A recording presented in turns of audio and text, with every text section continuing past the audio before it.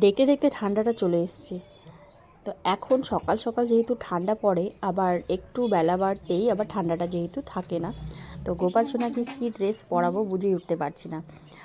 ঠান্ডা ড্রেসটা সকালে পরাবো না দুপুরে পরাবো বোঝা যাচ্ছে না। তো যাই হোক, উইন্টার ড্রেসগুলো সব বের করতে হবে আর নতুন কিছু বানাতে হবে গোপাল সোনাদের জন্য। যেহেতু একটা বানিয়েছি, আবার স্টার্ট করেছি বানানো, তো আগে যে ড্রেসগুলো আছে সেগুলো এখন মনে হয় বের করতে হবে।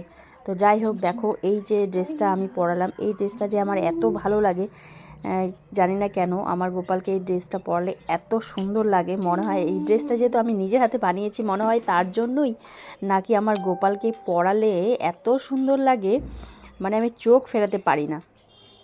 আমি যতবারই ড্রেস পরাতে চাই গোপালের, এত ড্রেস থাকা সত্ত্বেও আমার কেন জানি এই লাল ড্রেসটাই আমার এতটা ভালো লাগে। আর গোপালকে পরলেও যে সুন্দর লাগে, সব ড্রেস পরলেই সুন্দর লাগে, কিন্তু এই ড্রেসটা পরলে আমার মনে হয় বিশেষ একটা গোপালের দিকে মনে হচ্ছে তাকিয়ে থাকি, বা গোপাল আমার দিকে যেন তাকিয়ে দেখছে, এতটা সুন্দর লাগে আমার গোপালকে। তো চলো, তোমরা সবাই ভালো থেকো।